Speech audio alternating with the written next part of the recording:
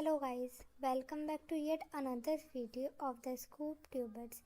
आज हम rapid revision series में बायोलॉजी का यूनिट 1 का चैप्टर 2 बायोलॉजिकल क्लासिफिकेशन पढ़ने वाले हैं। इसमें आगे हमने पढ़ा था कि कैसे कैसे किसी चीज़ का नाम रखा गया, कैसे प्रिजर्व करते हैं उन सबको, हमने ये पढ़ा आगे। अब हम समझते हैं हमारे पास 1.7 से 1.8 मिलियन जो स्पीसीज़ हैं उन्हें क्लासीफाई कैसा करा गया।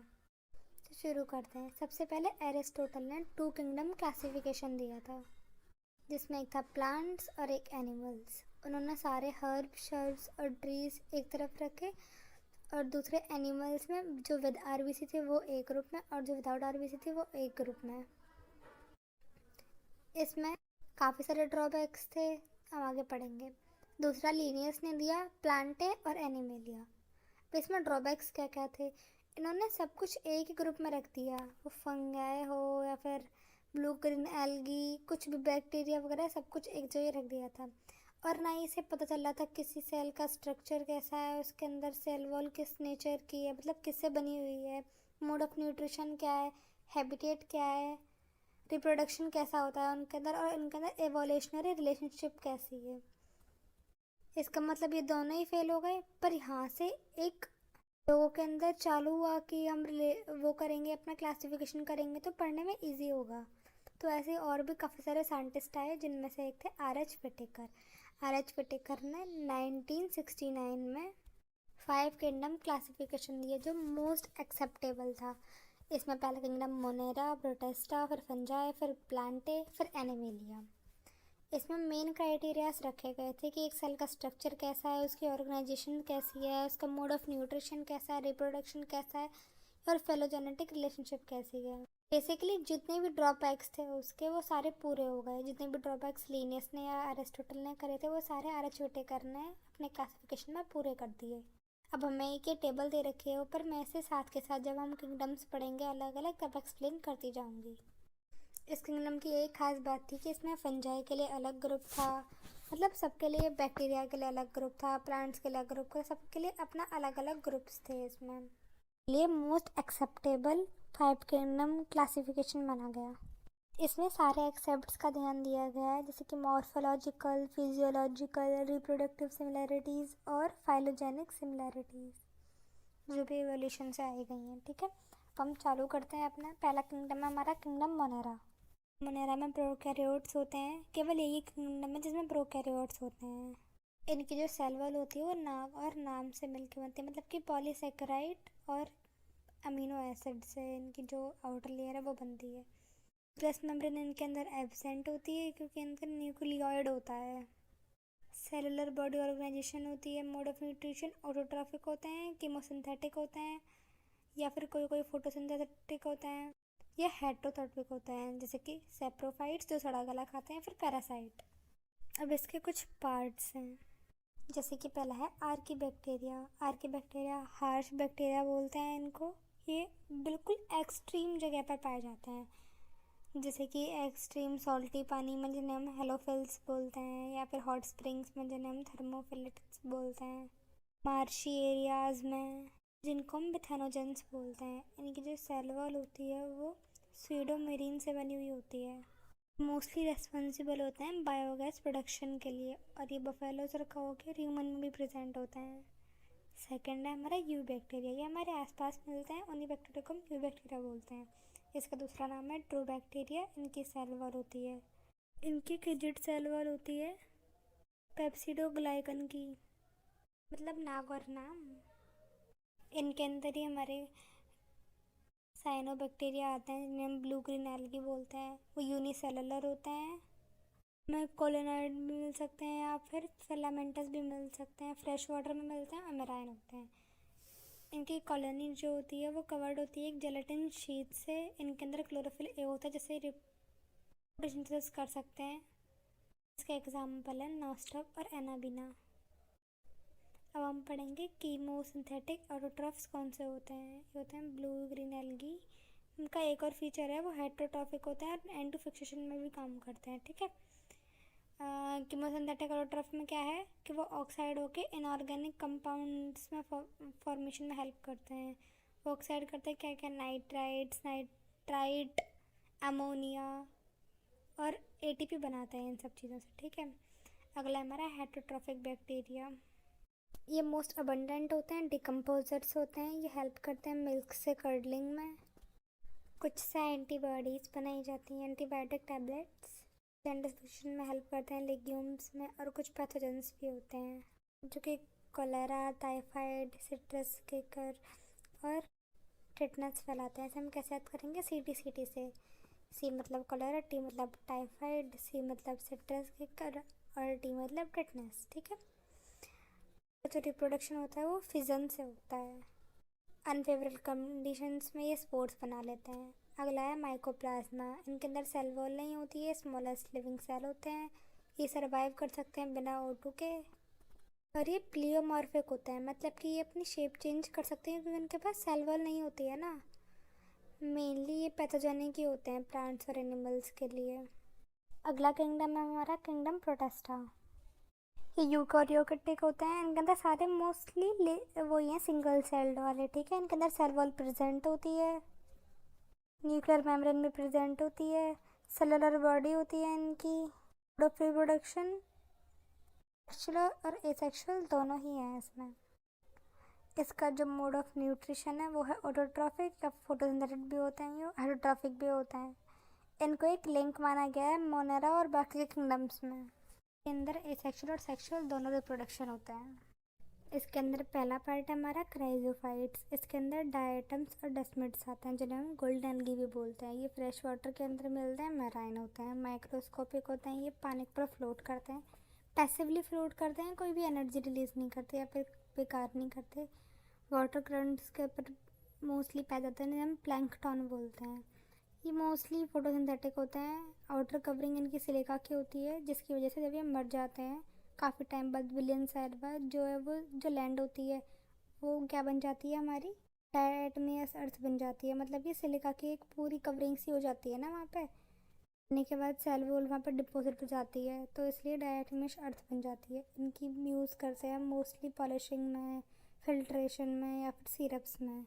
डायटम्स जो होते हैं वो चीफ प्रोड्यूसर होते हैं क्वेश्चन के अंदर, ठीक है। अगला पार्ट है हमारा डाइनोफ्लैजिलेट्स। डायना मतलब कि मेरे दो फ्लैजिला वाले, एक तो इनमें लॉन्गिट्यूडनल होता है और दूसरा ट्रांसवर्स होता है। मोस्टली मैराइन होते हैं, फोटोसिंथेटिक होते हैं।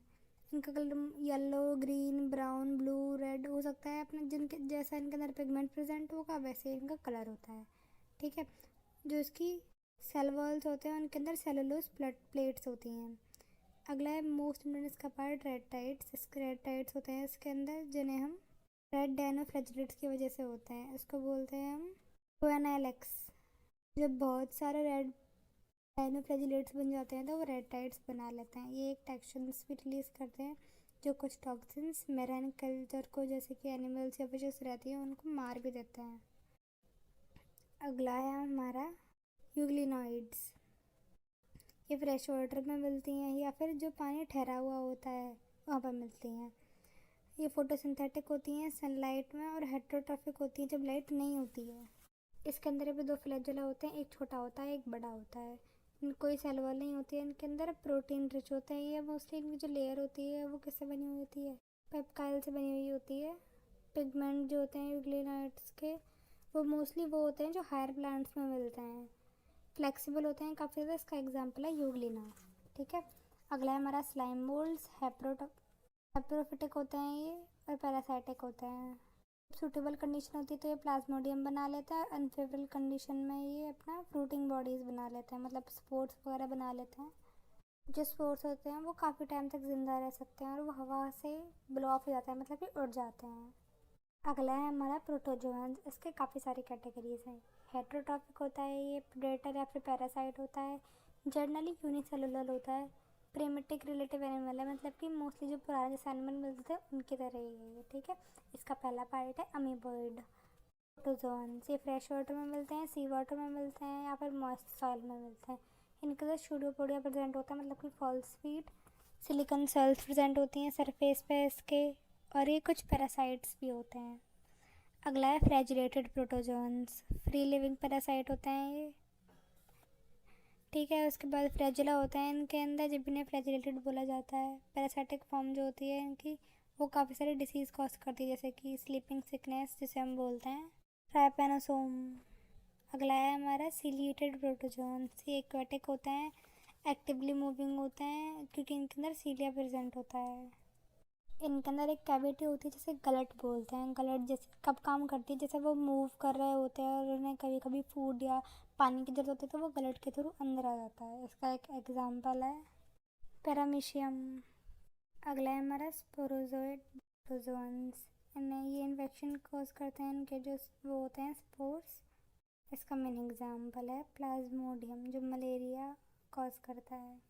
अगला किंगडम है हमारा फंजाई। ये यूकारियोटिक होते हैं। सेल वाइज इनकी जो होती है वो काइटिन से या फिर पॉलीसेकेराइड से बनी हुई होती है। न्यूक्लियर मेम्ब्रेन इनके अंदर प्रेजेंट होती है। ये मल्टीसेलुलर भी होते हैं और कुछ कुछ लूज टिश्यूज़ भी होते हैं। ये मोस्टली हेटरोट्रॉफिक होते हैं, जिन्हें हम सेप्रोफाइट्स या फिर पैरासिटिक भी बोल सकते हैं। एक्सेप्शनल है यूनिसेलुलर ईस्ट। ये कुछ डिसीज़ भी कॉज करते हैं, जैसे पक्सीनिया, इसे वीट रस्ट बोलते हैं, या फिर एंटीबॉडीज़ भी बनाते हैं, जैसे हम पेनिसिलियम बोलते हैं।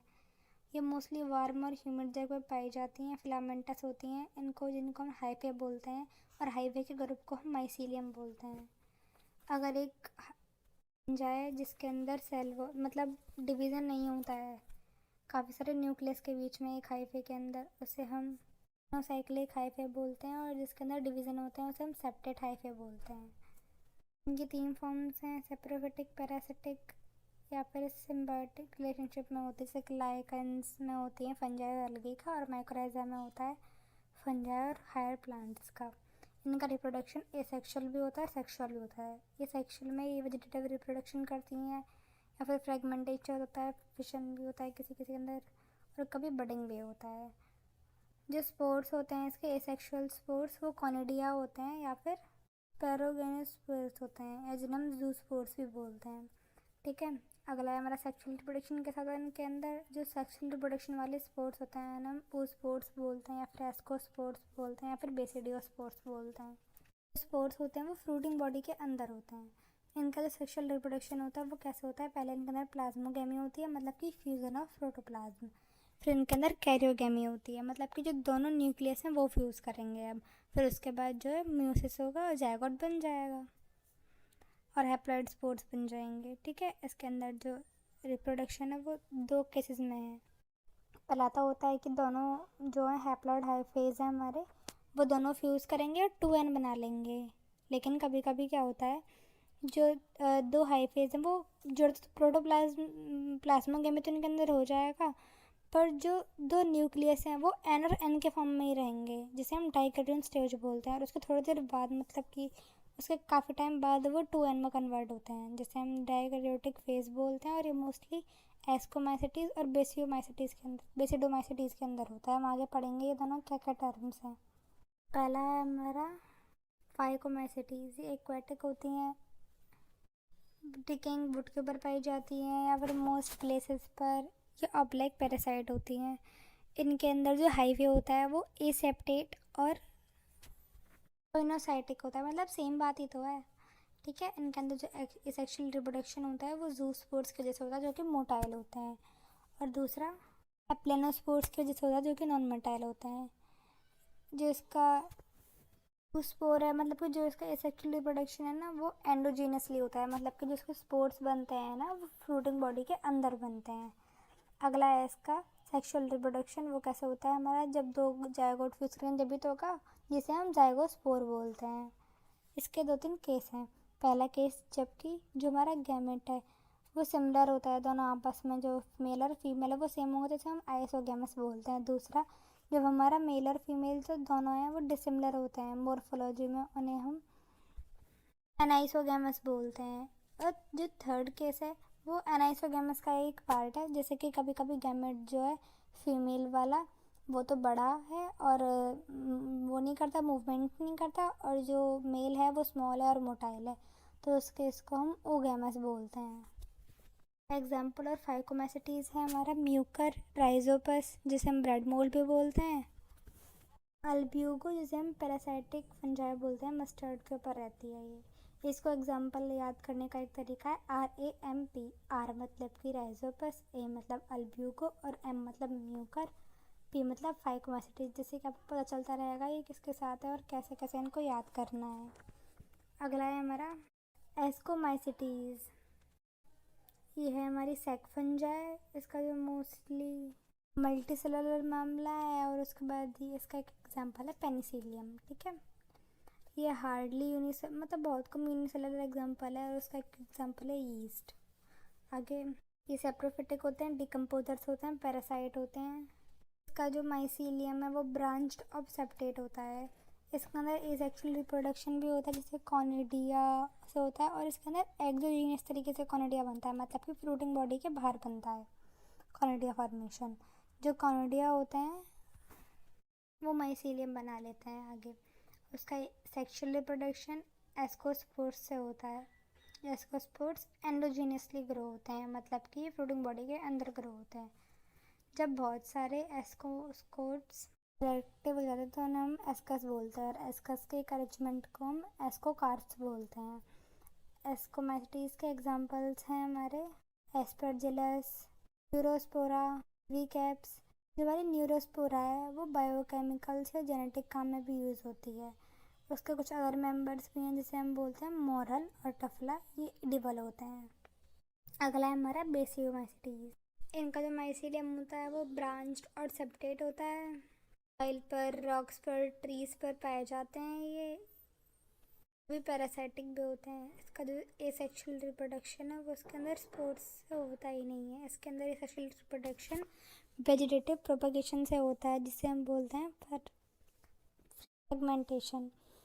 अगला है हमारा सेक्सुअल रिप्रोडक्शन। इसके अंदर सेक्सुअल जो ऑर्गन है वो भी नहीं होते हैं, मतलब सेक्स ऑर्गन नहीं होते हैं। इसके अंदर होती है प्लाज्मोगेमी होती है। ठीक है, इसमें 2 वेजिटेटिव और कुछ सेमेटिक सेल्स बन जाते हैं। फिर उसके बाद ट्रेन से वो फ्यूज़ कर जाते हैं, जिससे कि डाइकैरियोटिक स्टेज बन जाती है और जो बेसिडियम बना लेती है। इसके अंदर कायरोगेमी होती है उसके बाद, और उसके बाद मायोसिस हो जाती है और स्पोर्स बन जाते हैं, मतलब हैप्लॉइड गैमेट्स बन जाते हैं। एक बेसिडियम का मतलब है 4 बेसिडियोस्पोर्स। ठीक है, और ये एक्सोजीनियसली ग्रो होते हैं।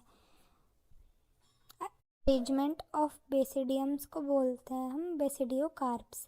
इसके एग्जांपल्स हैं अगेरिकस, मशरूम, ब्रैकेट फंजाई, और जिसे हम बोलते हैं पफ।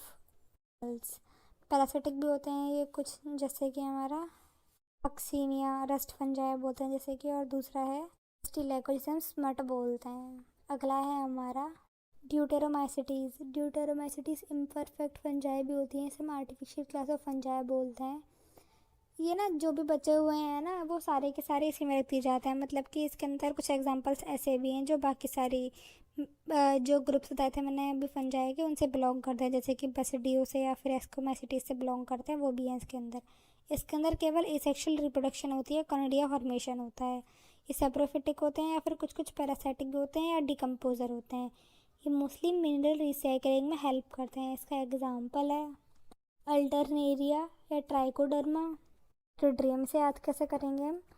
कैडेट, सी मतलब कलेरियम, ए मतलब अल्टरनेरिया, डी मतलब डिटेरोमाइसिटीज, और टी मतलब ट्राइकोडर्मा।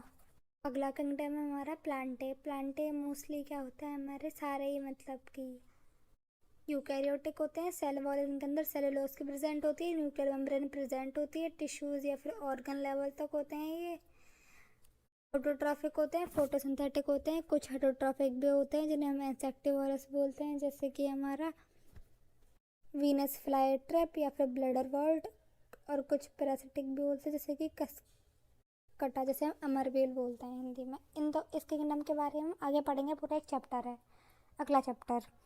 इसके बाद किंगडम फिफ्थ एनिमेलिया। एनिमेलिया भी हमारे यूकैरियोटिक होते हैं, इसके अंदर कोई सेल वॉल नहीं होती है, न्यूक्लियर मेम्ब्रेन प्रेजेंट होती है, टिश्यू ऑर्गन या फिर ऑर्गन सिस्टम तक इनका जैसे ऑर्गेनाइजेशन लेवल है। ये हेटरोट्रॉफिक होता है जिसे हम हेलोजोइक या फिर सेप्रोफिटिक बोलते हैं। इनके अंदर मोस्टली सेक्सुअल रिप्रोडक्शन होता है कपलेशन से। अगला और मेन कॉन्सेप्ट है हमारा वायरस वायरेट्स लाइकन्स का। तो क्वेश्चन पक्का ही आता है, ऐसे ढंग से सुनना। वायरस एक लिंक होती है नॉन लिविंग और लिविंग के बीच में।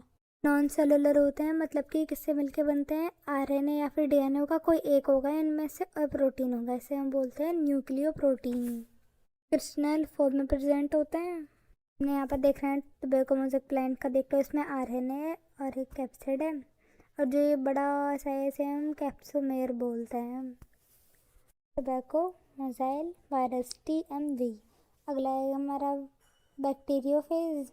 बैक्टीरियोफेज के अंदर डबल स्टैंडर्ड होता है DNA, ठीक है, और इसका हेड होता है, एक कॉलर होती है, शीथ होती है, टेल होती है, और जहाँ से जुड़ा हुआ होता है उसे हम प्लेट बोलते हैं। सारे ऑब्लिगेट पैरासाइट होते हैं, ये कुछ डिसीज़ कॉज करते हैं जैसे कि मम्स, स्मॉल पॉक्स, हर्ब्स, इन्फेक्शिया और एड्स। इसे हम याद कैसे करेंगे, HAMSMRP। H मतलब हर्ब्स, A मतलब एड्स, M मतलब मम्स, S मतलब स्मॉल पॉक्स, M मतलब मीजल्स, R मतलब रूबेला और P मतलब पोलियो। ये सारी डिसीज़ हैं जो हमारे सिलेबस में है वायरस से। ये कुछ प्लांट डिसीज़ भी कॉज करते हैं जैसे कि leaf rolling, yellowing of the leaf, veins clearing, stunted growth. इसके कुछ एक्सपेरिमेंट्स भी हैं। पहला एक्सपेरिमेंट है हमारा DJ एवानोस्की के द्वारा, ये 1892 में हुआ था। इन्होंने वायरस टर्म को दिया था, एक एक्सपेरिमेंट करा था, उसमें इन्होंने एक बकेट ली और उसके ऊपर एक क्लॉथ लगाया जिससे हम बैक्टीरिया को स्ट्रेन करते हैं, लेकिन वो उसके भी अंदर स्ट्रेन हो गया, मतलब कि वो बैक्टीरिया से भी छोटा है। उन्होंने ये कंक्लूड करा है कि जो हमारा वायरस है वो बैक्टीरिया से भी छोटा है, ठीक है। अगला हमारा एक्सपेरिमेंट करा MV जेटनिक ने, ये 1898 में करा था। इन्होंने एक हेल्दी टोबैको प्लांट लिया और उस पर वायरस डाल दिया, जिससे कि उन्हें पता चला कि वो टोबैको प्लांट को डिसीज़ कॉज कर रहा है, तो उन्हें पता चला जो वायरस है वो डिसीज़ कॉजिंग है। अगला हमारा एक्सपेरिमेंट करा VM स्टैनले ने 1935 में। उन्होंने वायरस को क्रिस्टलाइन करा और कंक्लूड करा कि प्रोटीन का एक कैप है, इसके अंदर प्रोटीन है मोस्टली, और ये ऑब्लिगेट पैरासाइट होता है। ये टर्म भी हमारे VM स्टैनले ने ही दी थी। अगला है हमारा वायरड्स। वायरड्स हमारे 1971 में जो डायनर ने मिले थे। इनको कैसे मिले, उन्होंने देखा कि एक प्लांट है उसके अंदर स्टंटेड ग्रोथ हो रही है, मतलब पोटैटो में देख रहे थे वो कि स्पिंडल फाइबर नहीं बन रहे हैं, कुछ दिक्कत हो रही है, तो उन्होंने डिसीज़ का नाम रखा मेलफोरम ट्यूबर वायरड, और उसकी एक डिसीज़ थी उसका नाम था VSTVD, पोटैटो स्पिंडल ट्यूबर वायरड। के अंदर केवल जेनेटिक मटेरियल होता है। लीटर में हमारी प्रियॉन्स ये फॉर्म्ड होती है मिसफोल्ड, जब हमारे जो प्रोटीन्स हैं वो मिसफोल्ड हो जाते हैं, ये डिसीज़ कॉज करती है, जैसे हम मैड काउ डिसीज़ भी बोलते हैं। ये ना हमारी जो काउ होती है